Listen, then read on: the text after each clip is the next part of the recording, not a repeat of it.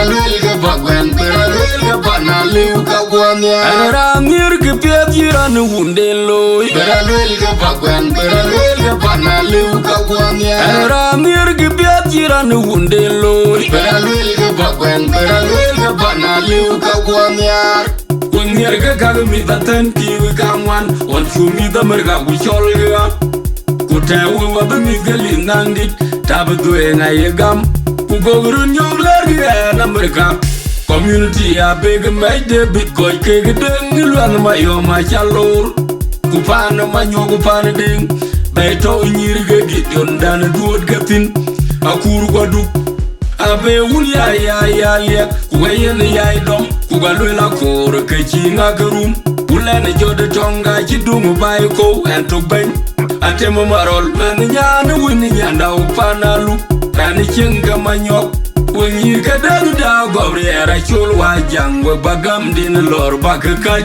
Anyarabe uda una didu kwa nim kuchaba kega kumnum Tewan chike ga yen jing Kubero malina kui kega chul kutia kwa nyima biur Kega yatimwe gara na dingu kwa jayu Bisa kepani dingu daw Tenkeru nyanu wadi Kinga betsuze na dup Anyarabe uda una didu kwa nim kuchaba kega kumnum Tewan chike ga yen jing Kubero malina kui kega chul kutia kwa nyima biur Kega yatimwe gara na dingu kwa jayu Bisa kepani dingu daw Tenkeru nyanu wadi Kinga betsuze na dup Anyarabe uda una didu kwa nim kuchaba kega kumnum Tewan chike ga yen jing Kubero malina kui kega chul kutia kwa nyima biur Kega yatimwe gara na dingu kwa jayu Bisa kepani dingu daw Tenkeru nyanu wadi Tinga betsuze na Bukai wo bule bute na gumale bai tonga ta. Janyana tuenga wunda de. Apinga jaka setu nega gataga biu kumpel mi tonga kai wo.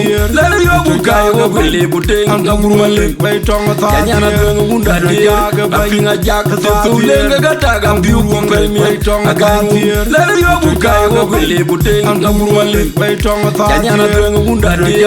Apinga jaka setu nega gataga biu kumpel mi tonga kai wo. Anyarabe uda una didu kwa nim Kuchaba kega kumnum Tewan chike ga yen jing Kubero malina kui kega chul kutia kwa nyima biur Kega yatimwe gara na dingu kwa jayu Bisa kepani dingu daw Tenkeru nyanu wadi Tinga betsuze na dup Anyarabe uda una didu kwa nim Kuchaba kega kumnum Tewan chike ga yen jing Kubero malina kui kega chul kutia kwa nyima biur Kega yatimwe gara na dingu kwa jayu Bisa kepani dingu daw Tenkeru nyanu wadi Tinga betsuze na dup Anyarabe uda una didu kwa nim Kuchaba kega kumnum Tewan chike ga yen jing Kubero malina kui kega chul kutia kwa nyima biur Kega yatimwe gara na dingu kwa jayu Bisa kepani dingu daw Tenkeru nyanu wadi Tinga betsuze Anara na dup mirga piadira nu wundelo. Beralwelga bagwen, beralwelga bana liuka gwanya Anara mirga piadira nu wundelo. Beralwelga bagwen, beralwelga bana liuka gwanya Anara mirga piadira nu wundelo. Beralwelga bagwen, beralwelga bana liuka gwanya Kunyerga kaga mitatan kiwi kamwan, on chumi da merga kucholga. Kutawu wabamiga linangit, tabadwe na yegam. Kugogurun yonglerga na merga. Community ya big made the bitcoin kege deng luan ma yo ma chalor. Kupana ma nyogu pana ding. Beto nyirga gition dan duot gatin. Akuru waduk. Abe wul ya liek. Kuwayen ya idom. Kugalwela kore kechi ngagarum. Ulene jode tonga chidungu bai ko entok beng. Atemo marol mani nyana wini nyanda upana lu. Rani chenga manyok. Wenyi kadang da gobri era chul wajang we bagam din lor bakakai.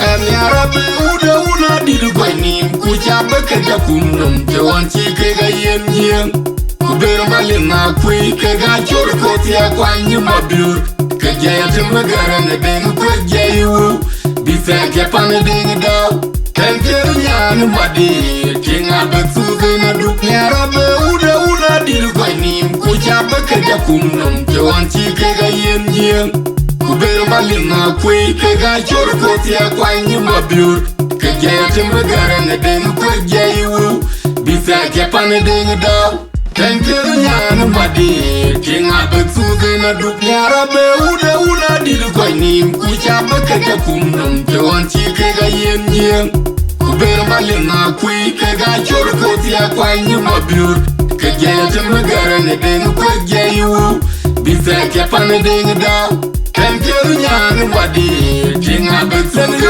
na Kai wo bele gute na gurmale Wai tonga ta Kanyana dwenga wunda de Apinga jaga tetu Lega gata ga biu kumpel me Akai wo Lele yogu kai wo bele gute na gurmale Wai tonga ta Kanyana dwenga wunda de Apinga jaga tetu Lega gata ga biu kumpel me Akai wo Lele yogu kai wo bele gute na gurmale Wai tonga ta Kanyana dwenga wunda de Apinga jaga tetu Lega gata ga biu kumpel me Akai wo Nyarabe ude una dir kwanim kuchabe kaja kumnum tewanchi kega yenjien Kubera malina kwe kega chorko tia kwanyi mabiur kega yatimbe garane dengu kweja iwu bisa kepane dengu daw Tenker nyan madi tinga betsuze na duk nyarabe ude una dir kwanim kuchabe kaja kumnum tewanchi kega yenjien Kubera malina kwe kega chorko tia kwanyi mabiur kega yatimbe garane dengu kweja iwu bisa kepane dengu daw Tenker nyan madi tinga betsuze na duk nyarabe ude una dir kwanim kuchabe kaja kumnum tewanchi kega yenjien Kubera malina kwe kega